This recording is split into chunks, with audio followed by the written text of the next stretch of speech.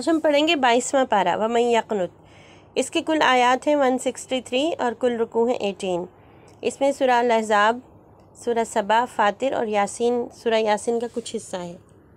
اس کے آغاز میں اللہ تعالیٰ نے امہات المومنین جو پیارے نبی صلی اللہ علیہ وسلم کی ازواج تھیں، ان کی بیویاں تھیں اور ہم مومنوں کی وہ مائیں ہیں، ان سے مخاطب ہو کے فرمایا ہے کہ آپ میں سے جو بھی اللہ اور اس کے رسول کے لیے اپنے آپ کو وقف کر دے گی اور نیک کام کرے گی، اللہ تعالیٰ اس کو دگنا اجر دیں گے۔ جتنا عام مسلمان عورتوں کے لیے اجر ہے، اس سے 2 گنا اجر امہات المومنین کے لیے ہے۔ اور پھر ساتھ یہ کہا کہ ان کے لیے اللہ نے پاکیزہ رزق تیار کیا ہے جنت میں۔ امہات المومنین کو یہ بھی کہا گیا، انہیں یہ تلقین کی گئی، انہیں یہ نصیحت کی گئی کہ جب وہ کسی سے بات کریں، کسی مرد سے بات کریں جو ان کا محرم نہ ہو، تو نرم لہجے سے بات نہ کیا کریں، تاکہ ایسے لوگ جن کے دلوں میں بیماری ہے تو وہ ان کی آواز سن کے، کوئی نرم آواز سن کے، تو دل میں کوئی برا خیال نہ لے آئیں۔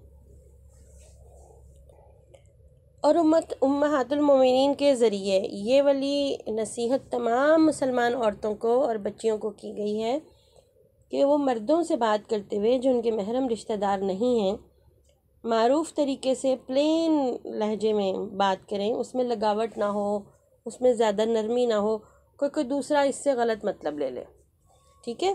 اس کے ساتھ ساتھ اللہ تعالیٰ نے امہات المومنین کو یہ نصیحت بھی کی کہ انہیں اپنے گھروں میں زیادہ وقت گزارنا چاہیے، اور یہ کہ بن ٹھن کر اور بناؤ سنگار کر کے، یعنی میک اپ کر کے باہر نہ پھرنے والی عورتوں کی طرح نہ ہو جائیں۔ اللہ نے اس بات کو ناپسند فرمایا کہ مسلمان عورتیں جو ہیں وہ میک اپ کر کے، بناؤ سنگار کر کے، خوبصورت کپڑے پہن کے، بے پردہ جو ہے نا وہ باہر پھریں۔ اللہ نے کہا یہ جہالت ہے۔ انہوں نے کہا جہالت میں، جاہلیت کی عورتیں ایسے کرتی تھیں جن کو اللہ کے اور اس کے رسول کے احکامات کا پتہ نہیں تھا، تو تم ان لوگوں کی طرح نہ ہو جانا۔ تو میرے پیارے بچوں اور میری پیاری بچیوں، ذرا غور کیجئے کہ اللہ نے مسلمان عورتوں کے لیے کیا پسند فرمایا کہ وہ زیادہ وقت گھروں میں گزاریں۔ کام کے لیے باہر نکلنے کی اجازت ہے، آگے اس سورہ مبارکہ میں یہ بتایا جائے گا کہ جب باہر نکلیں تو کس حلیے میں نکلیں، کس اٹائر میں نکلیں، ان کو کیا کر کے نکلنا ہوگا۔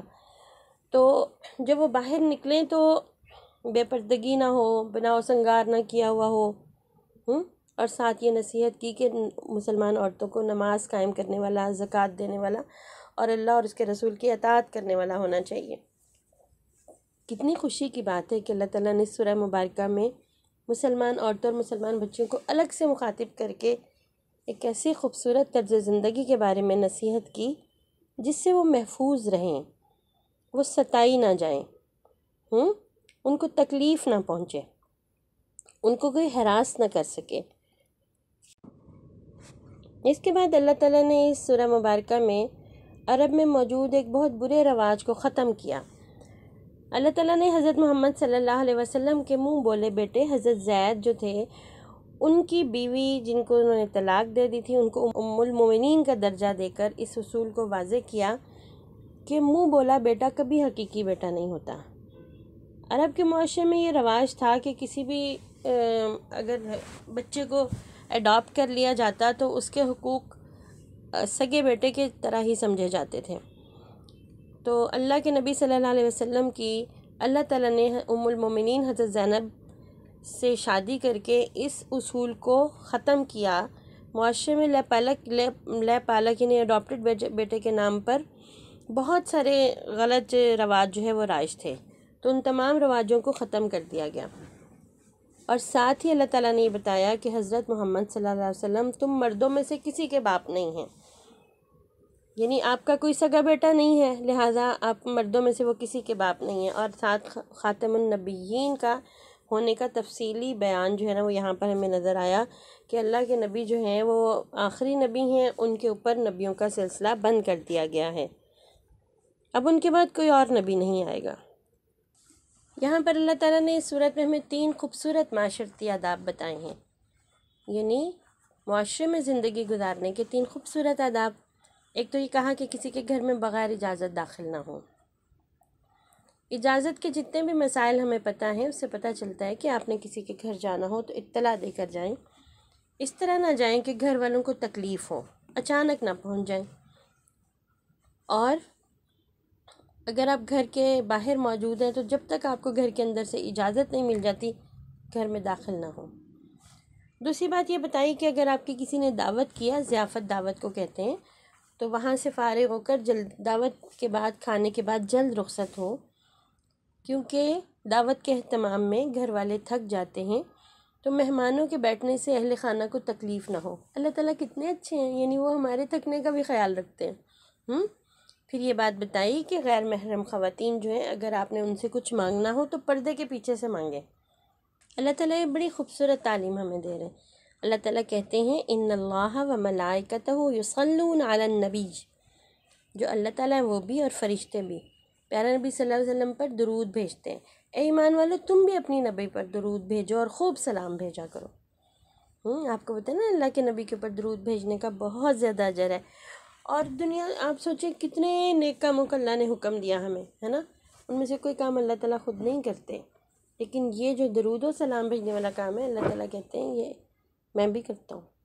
کتنی پیاری بات ہے۔ اسی سورہ مبارکہ میں پردے کا حکم آیا ہے۔ اللہ تعالیٰ نبی کریم صلی اللہ علیہ وسلم کی بیویوں کو، بیٹیوں کو اور مسلمان عورت یہ حکم دیتے ہیں کہ وہ باہر نکلتے ہوئے ایک بڑی چادر اپنے اوپر اوڑھ لیں۔ یا ایھا النبی قل لازواجک و بناتک و نساء المؤمنین، کس کس کو مخاطب کیا؟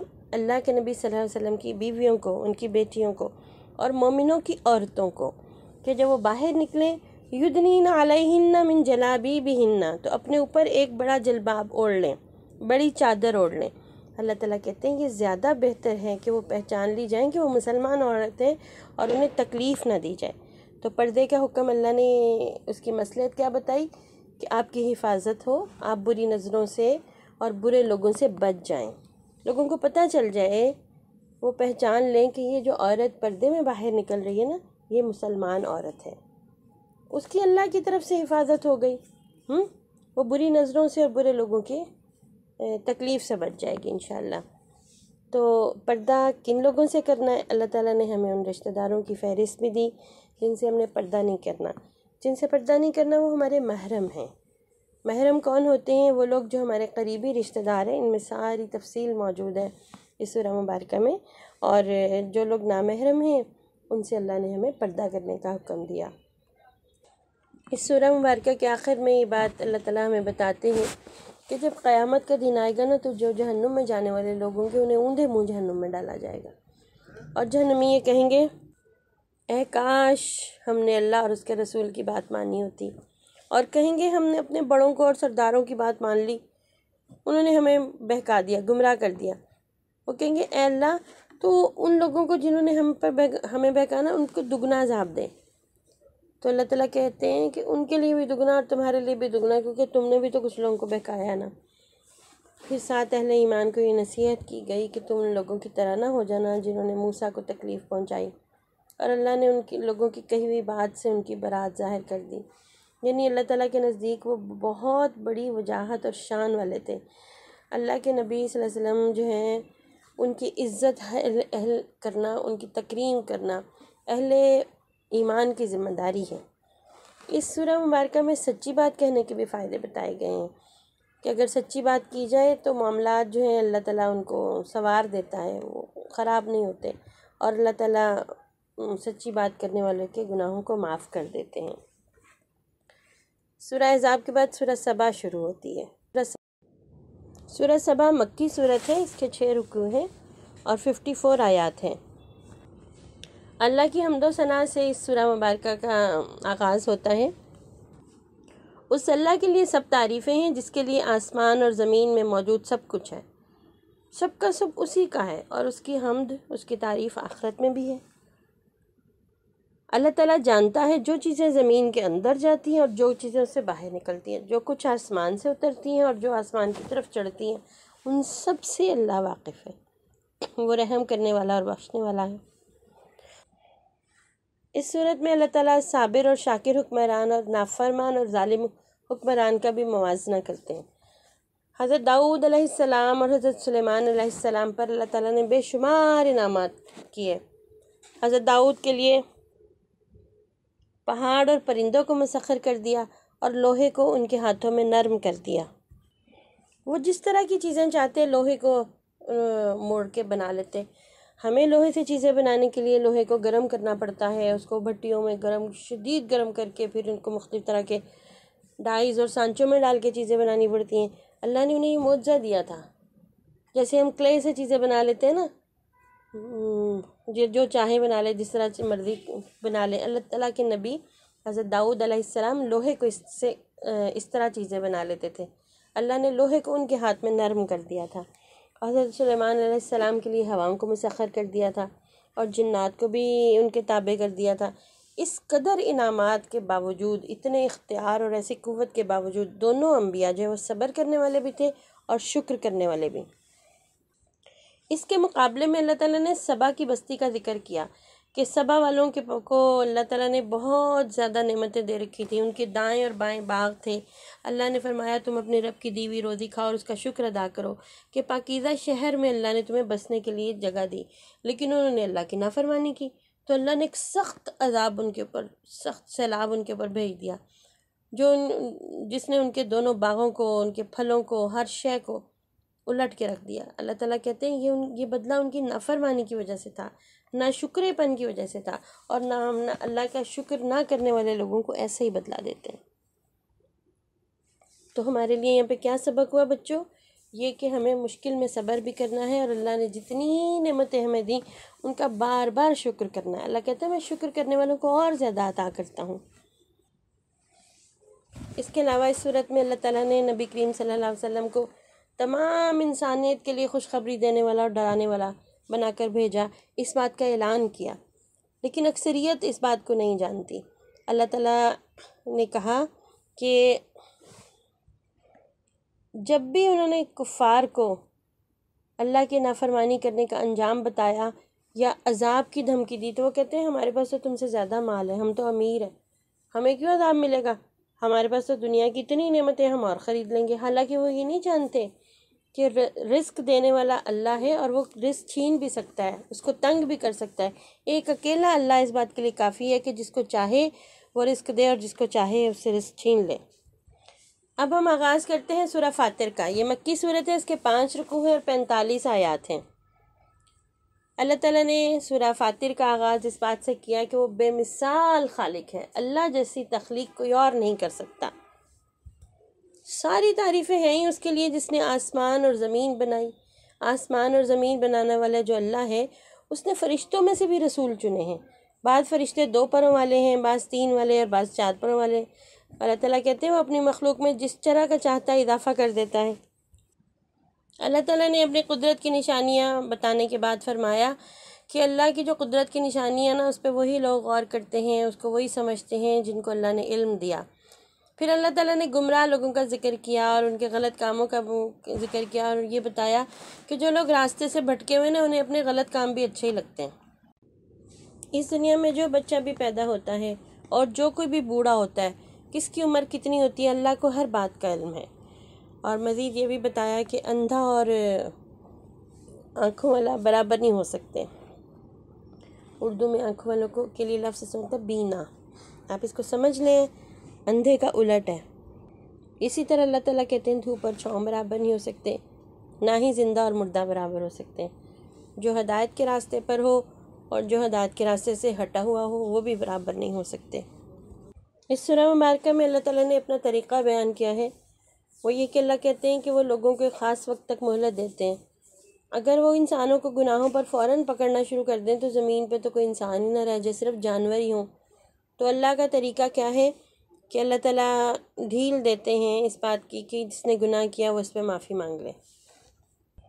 اللہ تعالیٰ اپنا یہ سنت اور طریقہ بھی بیان کرتے ہیں کہ جب بھی قوموں نے ہمارے رسولوں کی بات کو جھٹلایا تو ہم نے ان پہ عذاب کا کوڑا برسایا اور انہیں تباہ و برباد کر کے رکھ دیا، لیکن اپنے رسولوں کو اور ان کے فرمانبردار لوگوں کو بچا لیا۔